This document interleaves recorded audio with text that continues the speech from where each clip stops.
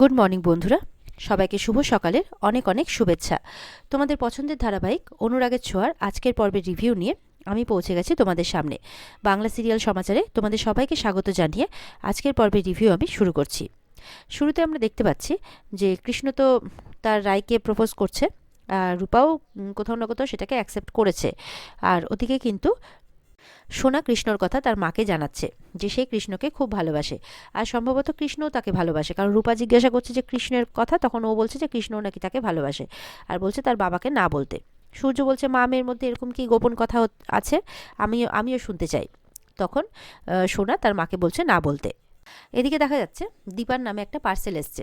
তখন তো ছোট লাবণ্য দৌড়ে গেছে, পার্সেল এসছে, খুব খুশি। সোনা তখন সেটাকে রিসিভ করে। দীপা তখন ভাবছে নিশ্চয়ই বিক্রমরা হতে পারে, ওরা খালি বলছিল আমাকে যে আমি বাড়িতে থাকবো কি থাকবো না। দেখা যাচ্ছে সেই পার্সেলটা দীপা হাতে নিতেই ইতিমধ্যে বিক্রমরাও চলে আসে। তারা একটা ফুলের বুকে আর তাদের হাতে বানানো একটা বানানো মিষ্টি নিয়ে এসছে দীপার জন্যে। তো সবাই তো বলছে কি দরকার ছিল আনার। তখন মিস নন্দা বলছে সারা জীবন তো দিদি আমাদের জন্য করে এসছে, আমরা না হয় একবার কিছু করে দিলাম। তারপর সূর্যের বাড়ির লোক তাদেরকে জিজ্ঞাসা করছে এত কিছুর পরে ওই সারপ্রাইজ গিফটটা কেন। বলে সারপ্রাইজ গিফট কই, আমরা তো কোনো গিফট পাঠাইনি। তখন কিন্তু দীপা একটু অবাক হয়। সেই হলুদ কাগজে লেখাটা পড়ে, ওখানে লেখা আছে অভিনন্দন দীপা। আর তার উপরে কিন্তু একটা ক্যামেরাও লাগানো আছে, যেটা দীপারা লক্ষ্য করেনি। কিন্তু মিশকা তাদের বাড়ির বাইরে থেকে কিন্তু সেই ক্যামেরাতে সবটা দেখতে পাচ্ছে, শুনতেও পাচ্ছে। লাবণ্য সেই পার্সেলটা খুলতে গেলে ওদিক থেকে দীপার কাকিয়া বলছে যে অন্যের পার্সেল কিন্তু এইভাবে খুলতে নেই। এরপরে তো রূপা বলে যে দাও আমি খুলছি, দাও। এরপরে বাইরে থেকে মিশকা বলছে ঠিক আছে, দীপা না হোক রূপাই হোক, এরকমভাবে বলছে, মানে কিছু একটা প্ল্যান করে রেখেছে। তখন বলছে সবাই যদি একটু কাছাকাছি থাকে তাহলে সবাই মরতে পারে একসঙ্গে, এভাবে বলছে। তারপরে কিন্তু লাবণ্য সেটা কেড়ে নেয়, বলছে যে অন্যের পার্সেল খুলতে হয় না, তাহলে তুমি কেন নিয়েছো। তখন লাবণ্য কিন্তু ভেতর থেকে টিকটিক আওয়াজ শুনতে পাচ্ছে, ঠিক যেরকম বমের আওয়াজ। বলছে এরকম টিকটিক আওয়াজ কেন শুনতে পাচ্ছি। কিছুক্ষণ পর টিকটিক আওয়াজটা কিন্তু খুব বেড়ে গেল। তখন বলছে এমা টিকটিক আওয়াজটা বেড়ে গেল। তখন তো দীপা ভয় পেয়ে যায়, সূর্য বুঝে যায়, সূর্য বলছে বম, ইটস বম। তখন সূর্য কী করে প্যাকেটটা নিয়ে নেয় আর সবাইকে বলে তোমরা দূরে সরে যাও, দূরে সরে যাও। আর জয়কে বলছে পরিবারকে নিয়ে তুমি দূরে কোথাও চলে যাও, দূরে কোথাও যাও। তখন তো দীপা বলছে না না, ওটা আপনি দিন, আমাকে দিন, এরকমটা আপনি করতে পারেন না, ওটা আপনি দিন। এই নিয়ে প্যাকেটটা কাড়াকাড়ি করতে করতে প্যাকেটটা কিন্তু নিচে পড়ে যায়, আর সূর্যও পড়ে যায়, আর সূর্যের সাথে সাথে দীপাও পড়ে যায়। আর তখন ওদিকে কৃষ্ণ ভাবছে প্যাকেটটা আমি রূপাকে কিছুতেই ধরতে দেবো না, আমাকে প্যাকেটটা নিয়ে যেতেই হবে এখান থেকে। সূর্য বলছে বাইরে নিয়ে চলে গেল, ওকে আটকাও, ওকে আটকাও, বলে পুরো পরিবার বাইরে চলে যায়। দীপা কিন্তু ভগবানের কাছে প্রার্থনা করছে কোনো মায়ের কোল তুমি খালি হতে দিও না, এই বলে দীপাও বাইরে চলে যায়। মিশকা দেখছে এসব কি হচ্ছে, এসব হতে পারে না। বমটা কিন্তু বাইরে এসে ব্লাস্ট হয়ে যায়। তখন মিশকা বলছে এটা কি হলো, আমার প্ল্যানটা পুরো শেষ হয়ে গেল। তখন মিশকা কিন্তু বলে আমার এখানে থাকাটা ঠিক হবে না, আমি বরঞ্চ গাড়িটা নিয়ে বেরিয়ে পড়ি। তখন মিশকা গাড়িটা নিয়ে বেরিয়ে পড়ে। এদিকে তো বোম ব্লাস্টের পর সবাই যখন বাইরে এসছে কৃষ্ণ কই কেউ কোথাও দেখতে পাচ্ছে না, এদিক ওদিক খুঁজছে। তখন দেখা যাচ্ছে কৃষ্ণ সামনে দিয়ে হেঁটে চলে আসছে। তখন সবাই দেখে একটু সবার প্রাণে স্বস্তি আসে। তারপর তো কৃষ্ণকে বলছে তুমি কেন এরকমটা করতে গেলে, তুমি কেন প্রাণের ঝুঁকি নিতে গেলে, দীপা বলছে। ওদিকে সূর্য বলছে, মানে তার উত্তরে যখন কৃষ্ণ বলছে যে এটা তো আমারও পরিবারের মতো, আপনারা যখন আপনাদের পরিবারের জন্য এত কিছু করছেন তখন আমি কেন করতে পারি না। সূর্য বলছে একদম এগুলো পাকামো করতে আসবে না, এটা আমার পরিবার, ঠিক আছে, তোমাকে এগুলো পাকামো করতে হবে না, আর ফার্দার এরকমটা করবে না। তখন কিন্তু সূর্যকে গিয়ে জড়িয়ে ধরে কৃষ্ণ। এদিকে রূপাও বলছে এটা করাটা তোমার কিন্তু একদম ঠিক হয়নি। দীপা বলছে রূপা একদম ঠিক কথা বলছে। আচ্ছা এবার বলো তো যে কিভাবে কি হলো। তখন বলছে বোমটাকে আমি গাছের দিকে ছুঁড়ে দিয়েছিলাম, সেখানেই ব্লাস্ট হয়, কিন্তু অদ্ভুতভাবে আমি দেখলাম যে ওখানে একটা গাড়ি দাঁড়িয়েছিল, যেই বোমটা ব্লাস্ট হলো গাড়িটা কিন্তু বেরিয়ে গেল, মানে গাড়ি থেকে কেউ একজন আপনাদেরকে ফলো করছিল, এমন কথা বলছে কৃষ্ণ। যেটা শুনে কিন্তু দীপারা অবাক হয়ে যায়।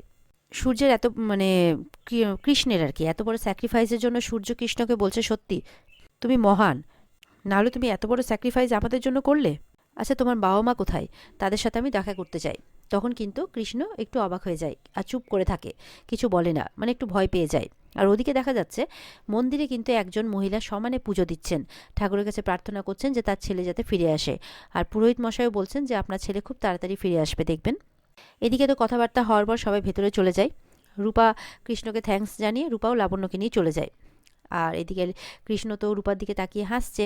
আর এদিকে কিন্তু সোনাও কৃষ্ণকে থ্যাঙ্কস বলে চলে যায়, কিন্তু সোনার থ্যাঙ্কস কৃষ্ণের কান অবধি পৌঁছয় না। ওদিকে সূর্যের বাবা পুলিশ নিয়ে এসেছেন ঘটনাটা ভালো করে তদন্ত করে দেখার জন্যে। তখন পুলিশ বলছে আপনাদের সাথে কিছু কথা আছে। তখন তাদেরকে ভেতরে নিয়ে যাওয়া হয়। পুলিশ বলছে আপনাদের কি কাউকে সন্দেহ আছে? তখন দীপা বলছে একজনকেই সন্দেহ আছে আমাদের, একটাই নাম, যে আমাদের প্রচুর ক্ষতি করার চেষ্টা করেছে আর আজকের ক্ষতিটাও সেই করেছে, মিশকা সেন। তখন বলছে এটা ইম্পসিবল, মিশকা সেন হসপিটালে আছে, আজকে সকালে উনি হসপিটাল থেকে ছাড়া পেয়েছেন, আবার উনি তারপরে অসুস্থ হয়ে পড়েন, উনি আবারও হসপিটালে ভর্তি আছেন আর এটা আমাদেরকে জানিয়েছেন। রূপা বলছে ওয়েট ওয়েট ওয়েট, জানিয়েছে মানে কে জানিয়েছে আপনাকে? মিশকা সেন নিজে? বলছে হ্যাঁ, মিশকা সেন নিজে আমাদেরকে জানিয়েছে উনি হসপিটালে আছেন। তখন রূপা বলছে হে, মানে আমি এটা প্রমাণ করে দেবো এটা মিশকা সেনই করেছে। দীপা বলছে তুই একদম ঠিক করেছিস, ঠিক বলেছিস। আর কে এরকমভাবে নিজে হসপিটালে ভর্তি হলে পুলিশকে খবর দেয় যে আমি হসপিটালে ভর্তি হচ্ছি? তার মানে ও আঙ্গুল দিয়ে এটা দেখিয়ে দিতে চাইছে যে আমি হসপিটালে আছি, এটা বোঝাতে চাইছে। তখন পুলিশ বলছে আপনারা কিন্তু আপনাদের মতো যুক্তি সাজাচ্ছেন, এটা হতেই পারে না। তখন সূর্য বলছে এতক্ষণ তো আপনারাও তাই করছিলেন, নিজেদের মতোই যুক্তি সাজাচ্ছিলেন। আমরা জানি যে মিশকা কেমন, ঠিক আছে, আপনারা জানেন না, তাই আমরা বলছি ও সব কিছু করতে পারে। দীপাও বলছে ও হসপিটালে থাকার সুযোগে এত বড় কাণ্ড ঘটিয়েছে, এটাকে কিন্তু না দেখে থাকলে হবে না। এদিকে সূর্যের কাকিয়া পুলিশকে বলছে আপনারা প্লিজ কিছু একটা করুন, আজকে আমরা সবাই মরে যেতে পারতাম, কিছু একটা হয়ে যেতে পারতো, আপনারা চুপ করে বসে না থাকে কিছু একটা করুন। দীপা বলছে ও বারংবার নিজেকে মৃত বলে প্রমাণিত করেছে, আবার বারংবার ফিরে এসেছে। পুলিশ তো এমনভাবে কথা বলছে যেন মিশকারি কেনা লোক। বলছে যে দেখুন আমরা তদন্ত করে দেখব, কিন্তু এখনই যে ওই দোষী এটার জন্য আমরা ওকে গ্রেপ্তার করতে পারবো না।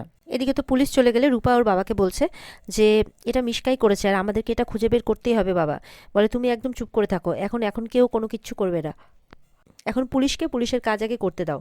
আমরা সবাই চাই মিশকার শাস্তি হোক, কিন্তু পুলিশকে পুলিশের কাজটা করতে দাও। এদিকে দেখা যাচ্ছে পুলিশ গেছে মিশকার সাথে দেখা করতে, আর যেই ডক্টর মিশকার ট্রিটমেন্ট করছে সে তো এমনভাবে বলছে যেন মিশকার শরীর প্রচণ্ডই খারাপ আর মিশকার পক্ষে কোনো কিছু করা সম্ভবই নয়, এরকম একটা ব্যাপার। এদিকে তো মিশকা শরীর খারাপের বাহানা করছে, পুলিশকে বলছে কি হয়েছে? তখন বলছে কিছু নয়। বলে না না, না হলে তো আপনারা এখানে এমনি এমনি আসবেন না। তখন সূর্যের বাড়ি ঘটনাটা বলে। মিশকা তো এমনভাবে চিন্তিত দেখাচ্ছে নিজেকে যেন সে তার পরিবারের জন্য কত কি চিন্তা করে। বলে আপনারা ধরতে পেরেছেন, কোনো ক্লু পেয়েছেন? তখন পুলিশ বলছে না সেরকমভাবে কিছু পায়নি, তবে তদন্ত চলছে।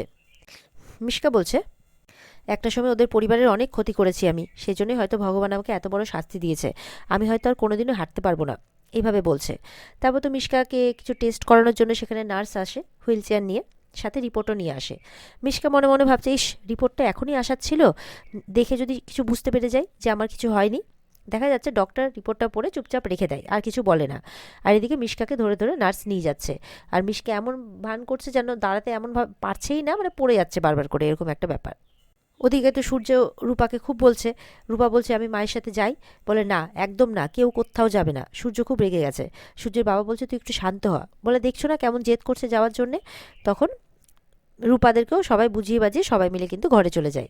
এদিকে দীপা মনে মনে ভাবছে আজকে আমার পরিবারের অনেক বড় ক্ষতি হতে পারতো, আমার মেয়েদের অনেক বড় ক্ষতি হতে পারতো, কিন্তু তোমাকে আমি আর এমন কোনো কিচ্ছু করতে দিব না মিশকা, আমি আসছি তোমার কাছে, মানে এরকম একটা কথা মনে মনে ভাবছে, মুখে বলছে আর কি দীপা। আর এখানে আজকের পর্ব শেষ হয়ে যায়। তো বন্ধুরা এই ছিল আজকের পর্বের রিভিউ। ভালো লেগে থাকলে পর্বকে কিন্তু লাইক কমেন্ট আর আমাদের সাথে জুড়ে থাকতে আমাদের চ্যানেলকে অবশ্যই তোমরা সাবস্ক্রাইবটা করে দেবে। আজকের পর্বের ফুল এপিসোড দেখতে অবশ্যই তোমরা স্টার জলসার পর্দায় চোখ রাখবে। তাহলে দেখা হচ্ছে তোমাদের সাথে আগামীকালকে নতুন পর্বের রিভিউ নিয়ে। সবাই ভালো থাকবে, টাটা।